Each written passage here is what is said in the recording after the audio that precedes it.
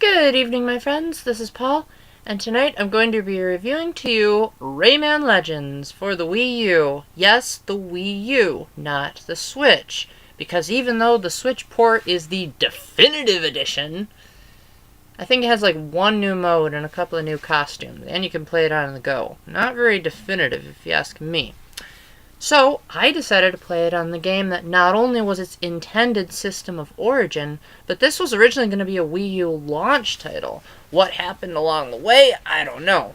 But the game got delayed until 2013, and it was ported to non-Nintendo systems too. But it was clearly designed with the Wii U gamepad in mind, and was going to take advantage of what the gamepad had to offer as a primary focus, as opposed to more of a gimmick or an add-on like other third-party developers have done. So this is a sequel to Rayman Origins, which originally released on the Wii in 2011, shortly afterward on the 3DS. And a lot of people have said that that's a platformer that's among the best of the modern era, even rivaling Mario. Rayman Legends mostly plays the same as that, albeit in HD, but seeing as I've only played like 2 levels of Origins, I'm just gonna treat this as a brand new game for the time being. So, Rayman is a character without arms or legs, so like floating hands. Ooh. And there's not really much of a story here, but then again, when have platformers ever had a story? You basically go through a side-scrolling level, and there are teensies, which are these little creatures that say, "Help me!" in the super high-pitched voice that even I can't do with my voice mimicking skills, and the more you rescue them, the more levels you unlock. So the game gives you a lot of incentive to go out of your way to search for secrets. This is pretty much standard platforming fare. You know, you punch, you jump, you ground pound. Not too much out of Mario's moveset, but what makes this game a lot more enjoyable than, say, any of the new Super Mario Bros. Games is variety. For one, this game is hand-drawn. For two, the music is very dynamic and kind of over the top at times, but the composer goes out of his way to, like, make sure that the music oozes with charm and personality as opposed to the lifeless generic tunes of New Super Mario Bros. Wii.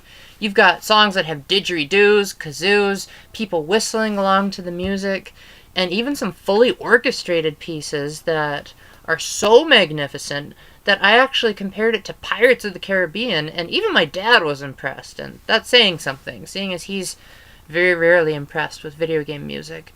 Definitely the type of soundtrack that if there's a way to unlock the music player in this game, please let me know, because this is the kind of game that if it doesn't have an in-game soundtrack, that would be a criminal injustice to a game that revolves around rhythm and tightly paced platforming that is almost like the game is designed for a speedrunner. Speaking of which, there are music levels that are actually based off of licensed songs, of which I only knew one, which was Eye of the Tiger, and only because I played Guitar Hero. But I never felt like I was missing something just because I didn't know the other songs. Every item, every enemy, every landmark change was in sync with the song, and none of it felt forced. It was all very natural. And being a musician myself, it was a lot of fun to try to keep up with the rhythm.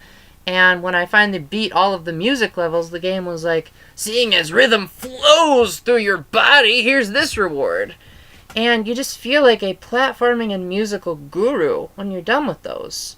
However, where the game really stumbles is when it tries to incorporate the gamepad. I know, ironic, right? A system that was designed around the Wii U gamepad that stumbles the most when the gamepad is used. Well, the best thing I can say is that off-TV play works great. I mean, I'm pretty sure most people are going to want to play this on the TV because of the amazing hand-drawn graphics now that they're in HD. But when I played on the gamepad, there were levels that were specifically designed to take advantage of its features. You would be cued into that if you saw a picture of that green fly, Murphy, who's apparently been in the other games. Rayman would high-five him and say, "Over to you, Murphy," which is the only line of dialogue he has in the whole game. With that, then you either use the stylus to manipulate the environment, or you rotate the gamepad to completely make the environment switch around. Some of these concepts were really amazing, and I was like, whoa, why can't more developers take advantage of the gamepad like this? But the problem was the execution. Now, maybe I'm the only one that thinks this, but I found these levels to be more of a nuisance than a help. In fact, I would groan in frustration whenever I knew that another Murphy level was coming, because I just wanted to get to the sheer platforming and fun that the Rayman levels offered. A lot of times, the touch controls either didn't work the way I wanted to, or the game expected a very unintuitive use of them, or the character that was auto-running didn't do what I wanted him to do. I heard you can tackle these 2 players, but seeing as I have no one that wanted to play this game with me, I had to suffer through it on my own. And even worse was when I had to rotate the gamepad. It just didn't feel nearly as responsive as it should have been, and kind of reminded me of those shrines in Breath of the Wild that you rotate the gamepad to move the environment. Yeah, it was just as finicky, if not worse, than that game. In fact, the worst level was one where I actually had to switch the stylus to my left hand, which is my non-dominant one, just so that my hand didn't obscure the view of the gamepad. That's how poorly executed these were. If maybe there was an option to say which hand you were, like, the Wii version of Twilight Princess, God rest its soul, maybe then the level could have been played backwards for a righty, but I guess they expected me to be a lefty, which is kind of counterintuitive to how most video games are designed nowadays, so minor nitpick. Maybe you guys have smaller hands than me and you wouldn't have that problem. A couple of extras. Rayman Legends has a ton of things to unlock. There are teensies which are hidden in each level, so the game incentivizes you to go out of your way to search for collectibles. And those collectibles will gradually get you more worlds and more levels to explore. There are also like time rush levels where you have to get to the finish line as quickly as possible.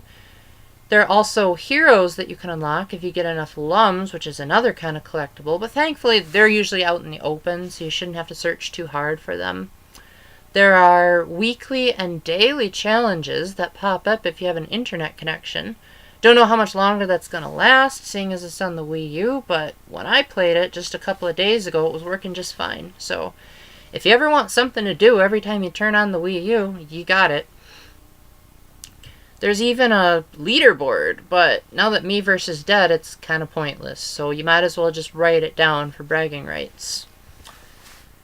You can also unlock levels from Rayman Origins if you get lucky tickets, which can also get you other stuff too, but that was the main joy I got out of those lucky tickets, which you actually had to scratch off like you would an actual lottery ticket via the stylus, which was a pretty nice use of the gamepad, if I do say so myself. Kind of reminds me of those old DS mini-games.